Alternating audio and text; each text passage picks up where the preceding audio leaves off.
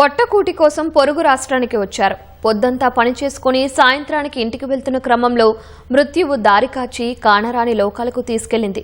సంగారెడ్డి జిల్లా జహీరాబాద్ మండలం సత్వాలో జరిగిన ఘోర రోడ్డు ప్రమాదంలో 6 ప్రాణాలు కోల్పోగా మరో 6 తీవ్రంగా గాయపడ్డారు. మరి కాసేపట్లో ఇంటికి వస్తారనుకున్న వారు ఇక ఎప్పటికీ రారని తెలిసి అయిన వారు శోకసంద్రంలో మునిగిపోయారు. వాళ్లంతా రోజువారీ కూలీలు. రెక్కాడితే గాని దొక్కాడని బడుగు జీవులు. నిత్యం కూలీ చేస్తే గాని పొద్దుగడవని పరిస్థితి. వారిపై కాలం పగబట్టింది. ఉదయం నుంచి సాయంత్రం వరకు కాయకష్టం చేసి కాసేపట్లో ఇంటికి చేరుకుంటామనే లోపే లారీ రూపంలో మృత్యువు వారిని కబళించింది. కర్ణాటకలోని బీదర్ జిల్లా రాజగిరి నుంచి సంగారెడ్డి జిల్లా బుదేరకు పత్తి కలుపు కోసం కొందరు కూలీలు వచ్చారు. పనులు ముగించుకుని ఇంటికి వెడుతున్న క్రమంలో జహీరాబాద్ మండలం సత్వార్ సమీపంలోని 65వ జాతీయ రహదారి వద్దకు రాగానే యూటర్న్ తీసుకునేందుకు ఆటో డ్రైవర్ యత్నించాడు. సరిగ్గా అదే సమయంలో ముంబై నుంచి హైదరాబాద్ వైపు అత్యంత వేగంగా దూసుకొచ్చిన భారీ ట్యాంకర్ ఆటోను బలంగా ఢీకొట్టింది.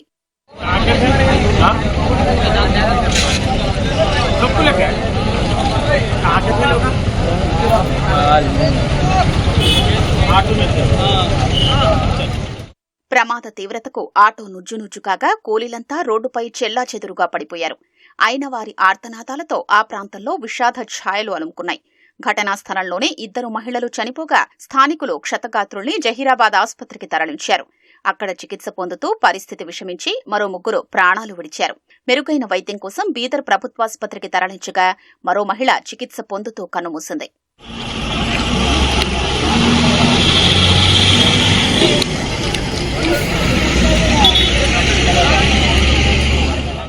ప్రమాద సమయంలో ఆటో డ్రైవర్తో పాటు 11 మంది మహిళా కూలీలు ఉన్నారు. వారిలో రేఖ, శ్రీదేవి, కవిత, రేష్మతో పాటు ఆటో డ్రైవర్ దేవదాస్, అతని భార్య నిఖిత మరణించారు. నిర్మల, తుల్జమ్మ, చంద్రకళ, రాధిక, శిల్ప, శోభలు గాయపడ్డారు. క్షతగాత్రులు ఆసుపత్రిలో చికిత్స పొందుతున్నారు. ప్రమాద వార్త తెలుసుకున్న వెంటనే సంగారెడ్డి జిల్లా ఎస్పీ పరితోష్ పంకజ్ సత్వార్ వద్ద ఘటనా స్థలాన్ని పరిశీలించారు. ఘటనపై పోలీసులు కేసు నమోదు చేసుకుని దర్యాప్తు చేస్తున్నారు.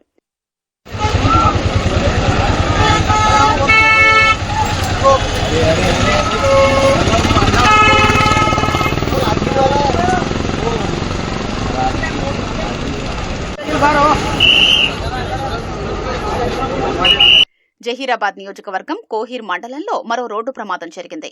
వెంకటాపూర్ కూడలి సమీపంలో 65వ నంబరు జాతీయ రహదారిపై ఓ కారు రోడ్డు డివైడర్పై నుంచి అవతల వైపుకు ఎగిరిపడింది. ఈ ఘటనలో 2 ప్రాణాలు కోల్పోగా 4 వాహనాలు ధ్వంసమయ్యాయి. రెప్పపాటులో జరిగిన ప్రమాదం పలువురి కుటుంబాల్లో తీరని విషాదం నింపింది.